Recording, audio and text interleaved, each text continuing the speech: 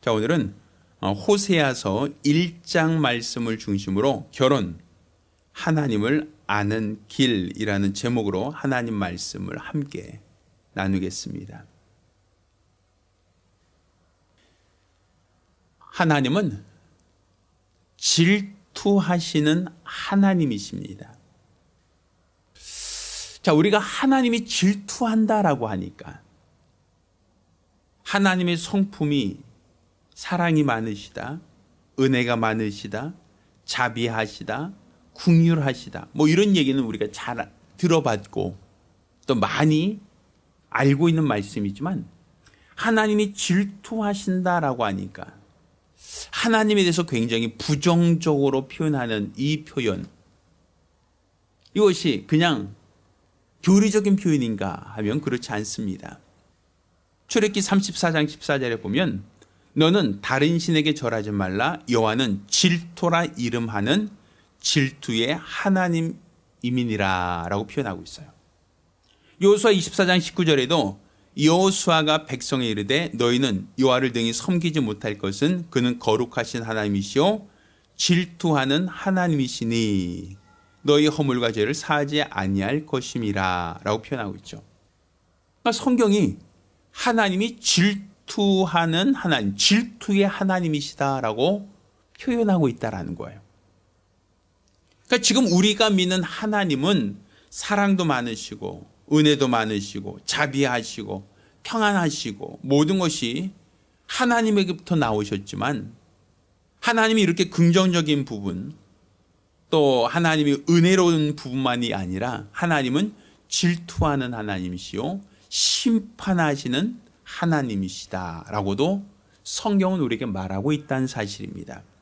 마치 동전의 양면처럼 한쪽 면만을 우리가 보고 하나님을 오해하기보다는 양면을 다 볼 수 있어야 됩니다. 그래야만 우리가 하나님을 바로 알고 하나님을 믿을 수 있기 때문입니다. 하나님께서는 자신이 질투하시는 하나님이시다라는 것을 우리에게 알게 하시기를 원합니다.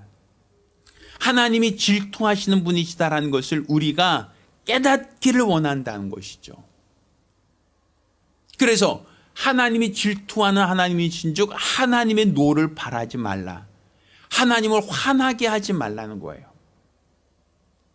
자, 그것은 우리가 그냥 이론적으로 하나님이 질투하신 하나님이시래, 하나님이 질투의 하나님이시래, 이것을 우리가 그냥 이해하라가 하는 게 아니에요. 하나님은 이것을 너희가 느끼라는 거예요. 깨달으라는 거예요. 그래서 하나님이 우리 인간을 만드실 때 하나님의 형상의 모양으로 만들었다라고 기록하고 있는데 이것은 그냥 모양만 비슷한 피조물을 만들다는 게 아니라 하나님의 심성을 이해할 수 있는, 하나님의 모습을 분별할 수 있는 그와 같은 피조물이 되기를 원하신다라는 얘기입니다. 우리 인간도 질투라는 감정이 있죠. 이 질투라는 감정은 만약 결혼한 배우자가 이 부부 사이에 서로 사랑하고 서로 존중하는 것은 우리에게 전혀 문제가 될 것이 없지만 만약 배우자가 다른 이성에 대해서 호감을 갖거나 그에게 대해서 연민을 갖거나 또 그것에 대해서 그가 그와 더 깊은 사귐을 갖는다라고 하면 사람들은 질투한단 말이에요. 옛날 우리나라 옛 조선시대에 질투하지 마라, 투기하지 마라, 이것을 삼거지약이라고 하나요? 절대 해서는 안 되는 그러한 여인의 도리다라고 얘기했어요. 그렇지만 사실 그런 규정을 두게 된 이유가 무엇입니까? 질투, 투기가 있다는 거 아닙니까? 사람의 기본적인 속성, 사람의 기본적인 성격, 사람들의 기본적인 감정에는 질투라는 감정이 있단 말이에요. 우리나라 옛 속담에 사촌이 땅을 사면 누구 배가 아프다고 얘기합니까? 왜 사촌이 땅을 샀는데 내 배가 아파야 됩니까? 그 이유가 무엇입니까? 시기한다는 거죠. 질투한다는 것이죠. 다른 사람은 땅을 샀는데, 다른 사람은 잘 됐는데 우리는 그렇지 못하니까 비교하며 여기서 우리는 시기하고 질투하는 감정이 나오지 않습니까? 이렇게 하나님께서 우리 인간에게 질투를 느낄 수 있는 감정을 주신 것은 하나님도 질투하는 하나님이시다라고 할 때 그 질투가 무엇인지를 몰라서 왜 그런 마음을 가질까? 왜 그런 생각을 할까라고 하나님을 오해하지 않도록 하기 위한 겁니다. 결국 하나님의 마음을 알고 하나님의 심령을 알 수 있도록 하나님은 우리 인간들에게 질투라고 하는 감정을 갖게 하신 겁니다. 그러니 우리가 이 질투라고 하는 감정을 이 세상 살면서 어떤 가족이나 부부나 아니면 다른 사람들에게만 느낄 것이 아니라 하나님도 질투하신다라고 하는 것, 하나님이 나 때문에 질투할 수도 있다라는 이 생각을 가지고 하나님을 알려고 하는 것, 하나님을 더 알려고 하는 것, 이게 바로 우리가 가져야 될 신앙이다라고 하는 것이죠. 따라서 저와 여러분 모두가 하나님이 질투하는 하나님이시다라는 것을 알기를 바랍니다. 자, 세상 말에는 이런 표현이 있어요. 백문이 불여일견. 100번 듣는 것보다 한 번 보는 것이 더 확실하다라는 얘기입니다. 아마 이것을 많은 사람들이 인용해서 100번 듣는 것보다 한 번 먹는 것이 더 낫다. 백문이 불여일식 이런 표현도 쓰기도 하고, 또 사람들이 어떤 경험해 보는 것이 100번 듣는 것보다 낫다라고 해서 사람들이 얘기를 하죠. 사람들이 들을 때는 그냥 건성으로 들을 수 있기 때문에 그래요.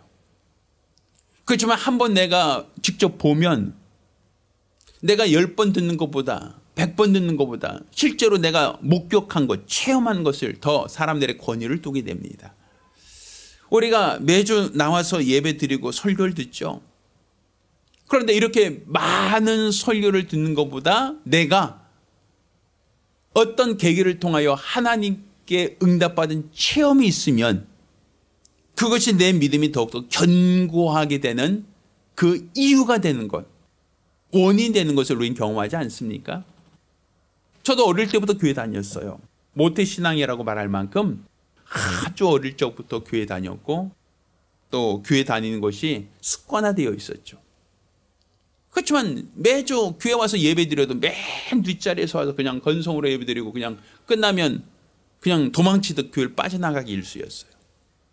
그런 내가 이렇게 목사로 안수받고 이 단에서 설교를 할 수 있는 하나님의 종이 될 수 있었던 그 이유가 무엇인가?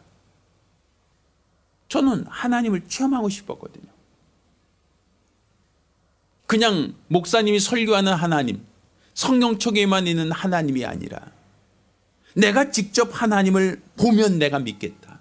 내가 직접 하나님을 만져보면 믿겠다. 그것도 안 된다면 내가 직접 하나님의 소리 한번 들어보면 그때는 확실하게 믿겠습니다. 이런 기도를 했거든요. 하나님께서는 저를 만져주셨고 나를 체험케 하셨어요. 내가 건강을 잃어서 연약한 가운데 병들어 있을 때 우리 하나님께 내 병을 고쳐주셨고 나를 회복시켜 주셨어요. 그러니까 이런 체험이 있으니까 어릴 때부터 교회 다녔다라고 하는 이 습관적인 어떠한 종교 생활하던 그 습관이 아닌 내가 하나님을 만나는 분명하고 확실한 체험이 생기니까 내가 주를 위해 살겠습니다. 내가 주를 위해 헌신하겠습니다. 라고 하는 그 고백이 나오더라 이거죠. 그러니까 이것은 100번 듣는 것보다 한번 체험하는 것이 훨씬 더 하나님을 분명하게 확실하게 알 수 있는 하나의 어떤 원동력, 기회가 될 수 있다는 얘기입니다. 그런 면에서 하나님께서는 우리가 하나님을 알 때 그냥 100번 듣는 그러한 어떠한 신앙보다 하나님을 직접 알기를 원하고 체험하기를 원하고 경험하기를 원해서 하나님의 심정을 깨닫기를 원하시는 모습을 성경에서 우리가 보여주고 있어요. 그 대표적인 사례가 오늘 우리가 읽었던 이 호세아라고 하는 선자 이야기입니다. 자, 이 호세아라고 하는 선지자를 하나님이 부르십니다. 그리고 하나님께서 호세아에게 이와 같이 말씀합니다. 호세아서 1장 2절에 보면 너는 가서 음란한 아내를 취하여 음란한 자식을 낳으라. 이 나라가 여호와를 떠나 크게 행음함이니라. 이렇게 표현하고 있어요. 분명 이것은 하나님이 짝져 주신 것이죠. 호세아가 연애 결혼한 것이 아니죠. 호세아가 마음에 드는 여자를 골라온 게 아니죠. 호세아가 이와 같이 고멜이라는 이 음란한 여인을 아내로 삼은 것은 하나님이 그에게 짝지어 주셨기 때문입니다. 자, 하나님이 짝져 준 대상을 아내로 삼습니다. 그리고 그 아내와 호세아 사이에 아이를 낳습니다. 새 자녀를 낳죠. 그런데 왜 이것이 백문의 불여일견이라고 얘기하는가? 왜 100번 듣는 것보다 한 번 체험하는 것이 더 확실하다고 하는가? 자, 이것은 호세아가 이 음란한 아내를 맞이하여 결혼을 하고 아이를 낳았지만 이 아내가 바람을 피웁니다. 외도를 해요. 호세아가 아닌 다른 남자의 품에 안깁니다. 다른 남자를 유혹하고 그 남자에게서 또 다른 아이를 낳습니다. 배다른 아이죠. 배가 다르다고 표현보다는 남편이 다른 아이를 낳죠. 그럼 외도하는 거예요. 하나님께서 호세아에게 말씀합니다. 호세아야, 네 아내를 다시 데려와라. 사실 이스라엘에는 간음한 여인을 어떻게 하게 되어 있습니까? 돌을 던져 죽이게 되어 있어요. 그런데 하나님께서 호세아에게 그 여인을 버려라, 이혼해라고 하지 않고 다시 용서하고 그 아내를 맞이하라고 얘기합니다. 이렇게 용서받은 이 고멜이 이제는 자신의 죄를 깨닫고 과오를 깨닫고 이제 정상적인 가정의 일원으로 돌아와야 될 터인데 또다시 외간 남자를 유혹합니다. 또 그와 정을 통하여 또 다른 아이를 낳습니다. 자, 호세아 입장은 어땠을까? 우리가 역지사지라 그러죠. 입장을 바꿔 생각해 보세요. 만약 여러분의 아내가 외도를 했다, 다른 남자의 아이를 얻었다, 혹은 여러분의 남편이 다른 여인을 품었다라고 한다면 여러분의 생각 어떻겠습니까? 여러분 어떤 마음을 갖겠습니까? 물론 나와는 전혀 상관없는 얘기지만 실제로 배우자가 외도를 한다면 그것을 기뻐하고 좋아할 배우자는 세상에 없을 것 같습니다. 내 배우자의 외도를 통해서 또 다른 아이가 났다라고 한다면 아마 우리나라 사람들 대부분 이혼합시다 라고 아마 이혼 소송할 겁니다. 유책 책임을 물어서 아마 위자료도 많이 청구할 겁니다. 자, 우리가 분명히 알아야 할 것은 분명 내가 내 배우자를 통해서 배신감을 느꼈을 때 그때 우리는 질투라고 하는 감정을 갖게 되는 거예요. 우리가 그냥 책에서 읽어지는 질투라는 사전적 용어가 중요한 게 아니라 이걸 내가 직접 체험해 본 사람은 그것이 얼마나 마음 아프고 얼마나 고통스러운지를 느낄 수 있지 않습니까? 하나님께서 호세아에게 이렇게 음란한 여인을 아내로 삼으라고 하신 것과 그 아내를 통해서 자식을 낳으라고 한 것, 그것은 우리 하나님의 마음을 호세아에게 알게 하려고 하는, 호세아가 하나님의 심정을 이해할 수 있도록 하는, 그냥 100번 듣는 하나님의 음성이 아니라 하나님의 마음이 어떠한지를 깨닫게 하려고 하는 방법이 바로 고멜을 짝져 주신 것이다 라고 볼 수 있는 거예요. 자, 그런 면에서 봤을 때 이 고멜이라는 여인은 호세아에게 돕는 배필이 된 겁니다. 자, 어떤 것을 도왔다라고 볼 수 있죠? 간음했다라는 것이 도왔다는 게 아니라 이런 어떤 부정한 행위를 통해서 호세아로 하여금 하나님의 마음을, 하나님의 심정을 이해할 수 있도록 하는 돕는 배필이다라고 얘기하는 거죠. 그러니까 하나님께서 아담에게 하와를 주신 것, 그리고 그에게 돕는 배필이다 하셨던 것처럼 하나님의 결혼이라는 것은 돕는 배필을 주시는 거예요. 근데 사람들은 생각합니다. 돕는 배필이라고 하니까 이 여자가 나와 결혼해서 우리 집 살림을 하고 우리 집 빨래를 하고 또 우리 집에 어떠한 대소사를 챙기고 뭔가 내가 하지 못하는 것을 챙겨주는 그런 입장에서 돕는 배필이면 좋겠다라고 생각을 합니다. 그런데 그것은 시녀나 아니면 파출부 역할이지 아내 역할이 아니에요. 하나님께서 호세아에게 이 고멜이라는 아내를 허락해 주시고 짝져 주신 것은 호세아에게 돕는 배필이 되라는 겁니다. 호세아가 무엇을 아내로부터 도움을 받았는가? 결국 아내의 부정을 통하여 우리 죄인들이 하나님께 대해서 외도했을 때, 우리가 하나님 외에 다른 신을 섬겼을 때, 이방인을 섬기며 이방신에게 절을 했을 때 질투하는 하나님의 마음이 어떠하셨을까? 우리를 사랑하셔서 독생자까지도 아끼지 않고 내어주셨는데 이렇게 독생자까지 아끼지 않고 내어주신 우리 하나님을 배신했을 때 하나님이 느끼는 그 감정, 하나님이 느낄 수 있는 그분의 아픈 심정을 너도 알고 있느냐라는 것이죠. 호세아는 자기 아내가 배신을 했기 때문에, 외도를 했기 때문에 외도한 배우자를 둔 호세아의 마음은 하나님의 마음을 아마 조금이라도 이해했을 겁니다. 예전에 제가 환우를 신방했을 때가 있어요. 병원에 입원하고 있는데 고통스러워서 계속 진통제를 놔달라고 하는 거예요. 너무 아프고 너무 고통스러우니까 괴로워서 어찌할 수를 몰라요. 문병 같습니다. 기도해 줍니다. 그런데 그냥 하나님 치료해 주세요. 하나님 이 환우를 불쌍히 여겨주세요 라고 기도는 하는데 내 마음에 절박함이 없어요. 나는 그냥 안 아프니까, 아프지 않으니까, 병들지 않았으니까, 통증이 없으니까, 아프다라고 하는 사람 보면 불쌍해, 측은해, 어떡하지? 걱정을 해요. 그렇죠? 그거 얼마나 아픈지, 얼마나 괴로운지 내가 느껴지지 않는다는 것, 공감이 안 된다는 것.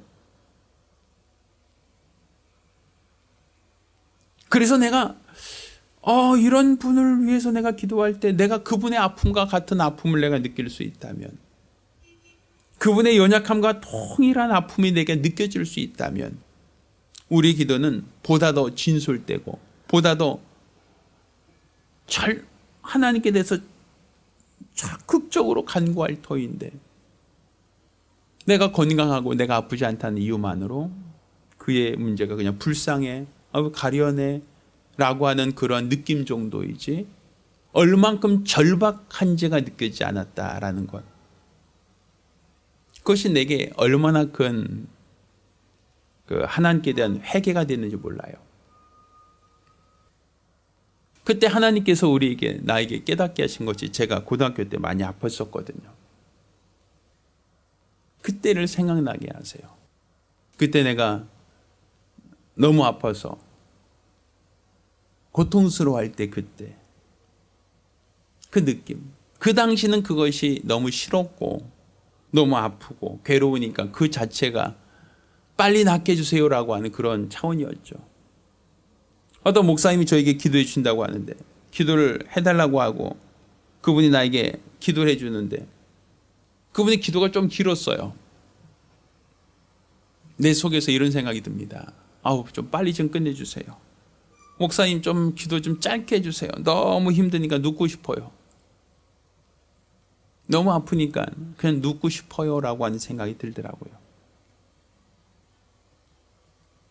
이것은 그분이 나를 위해서 기도해 주고 있고 나를 걱정해 주고 있고 나를 위해서 열심히 나의 병 낫기를 사모하고 있지만, 내가 아파 보니까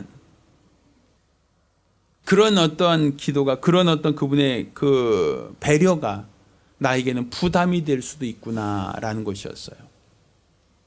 이것처럼 내가 경험해 보지 않은 것은 알지 못합니다. 100번 들어도 직접 먹어보지 않았으면 그 맛을 알 수가 없어요.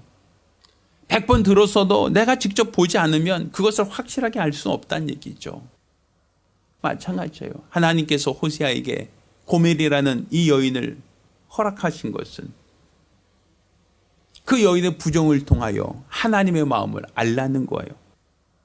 이 죄인들을 향한 우리 하나님의 질투를 이해하라는 거예요. 그래서 호세아서는 여호와를 알라, 힘써 여호와를 알라라고 호세아서 6장 3절에 그렇게 강권하고 있는 겁니다. 호세아서 4장 6절에는 하나님을 아는 지식이 없어도 망한다라고 표현해요. 그가 하나님을 알지 못하면, 하나님의 심정을 알지 못하면 그릇된 길에서 돌이키지 않고 그로 말미암아 그가 망하게 될 수 있다는 것이죠. 따라서 우리의 믿음은, 우리의 신앙은 하나님을 알려고 해야 됩니다. 하나님이 돕는 배필을 허락하신 것도 하나님을 더 알라는 겁니다. 이 결혼이라는 것은 결국 하나님이 짝져 주신 것인데, 하나님이 결혼을 통하여 우리에게 무엇을 원하셨는가? 하나님을 알라는 겁니다. 이 결혼은 바로 하나님을 아는 길입니다. 결혼은 바로 하나님을 알 수 있는 방법입니다. 보이지 않는 하나님을 어떻게 알 수 있습니까? 보이지 않는 하나님을 어떻게 우리가 이해할 수 있습니까? 결혼을 통해서 우리가 보이지 않는 하나님을 알고 보이지 않는 하나님을 우리는 경험할 수 있다라는 것이죠. 우리가 머리로 생각하는 것, 지식을 갖는 것과 실제로 결혼해서 사는 것은 다릅니다. 이것은 경험이기 때문에 그렇습니다. 내가 다른 사람에게 듣는 여러 번의 이야기, 여러 번의 말들보다 내가 직접 경험해 보는 것이 더 확실한 체험이 될 수 있습니다. 우리 이 결혼이 그냥 둘이서 짝짝꿍하며 잘 삽시다가 목적이 아닌 하나님을 더 잘 알 수 있는, 하나님의 심정을 더 이해할 수 있는, 하나님의 마음을 더욱더 분별할 수 있는 그런 방법이 될 수 있다는 걸 깨닫기를 예수 이름으로 축원합니다. 따라서 가정을 통해서 하나님은 말씀하십니다. 가정을 통해서 하나님은 자기 심정을 깨닫기를 원하십니다. 우리가 하나님을 아는 것은 바로 100번 들어서 아는 지식이 아니라 경험이 되고 체험이 되어야 됩니다. 그래야만 우리는 하나님의 사랑이 얼마나 큰지, 하나님의 은혜가 얼마나 큰지를 깨달을 수 있습니다. 독생자를 보내신 우리 하나님의 마음, 이것은 아브라함이 독자를 내어 놓았을 때, 백세 얻은 아들을 내어 놓았을 때, 그때 비로소 우리 하나님의 마음이 어떠했을까를 이해할 수 있었던 겁니다. 깨달을 수 있었던 겁니다. 이렇게 독자를 아끼지 않고 내어주기까지 말씀에 순종했을 때 하나님은 이제서야 비로소 내가 나를 사랑한 줄 알았다, 경외한 줄 알았다라고 하시며 그에게 믿음의 조상이 되리라 약속하지 않습니까? 이처럼 우리 하나님은 하나님의 마음을, 하나님의 심정을 아는 자를 찾고 있고 그와 같은 자를 기뻐하신다라는 걸 우리가 깨달아야 됩니다. 하나님이 우리를 사랑하시되 독자를 아끼지 않으셨습니다. 그러니 우리도 우리 하나님을 사랑할 때 마음을 다하고 성품 다하고 뜻을 다하고 힘을 다하여 하나님을 사랑해야 됩니다. 율법의 강령은 그냥 막연한 얘기가 아니라 주 너희 하나님은 한 분이신 여호와시니 너는 마음을 다하고 성품 다하고 뜻을 다하고 힘을 다하여 주 너희 하나님을 사랑하라고 우리에게 가르치고 있습니다. 따라서 우리가 하나님을 사랑하라는 것은 이론이 아닙니다. 사랑이란 글자를 읽을 수 있고 사랑이란 글자를 알 수 있다라는 게 아니라 우리 마음에 하나님이 나를 얼마나 사랑하셨는지 분별하고 깨달으라는 겁니다. 우리가 하나님의 마음을 알고 하나님의 심정을 안다면 우리 신앙생활은 건성으로 할 수 없습니다. 우리가 체험한 하나님, 우리가 만난 하나님, 우리를 사랑하신 우리 하나님으로 인하여 우리는 주 앞에 헌신할 수 있고 주를 위하여 충성할 수 있고 일평생 주를 위해 살 수 있는 마음의 각오와 결단이 있을 수 있습니다. 따라 저와 여러분 모두가 하나님을 사랑하기를 예수 이름으로 축원합니다. 힘써 하나님을 사랑하기를 예수 이름으로 축원합니다. 하나님의 마음과 생각을 분별하여 하나님을 더욱더 사랑할 수 있는 성도들이 되기를 예수 이름으로 부탁드립니다. 할렐루야. 기도하겠습니다. 우리가 기도하실 때 올해 하나님을 더 알기 원합니다. 하나님을 더욱더 분별하고 깨닫기 원합니다. 하나님 도와주옵소서. 간절히 사모하며 한 목소리로 기도합니다.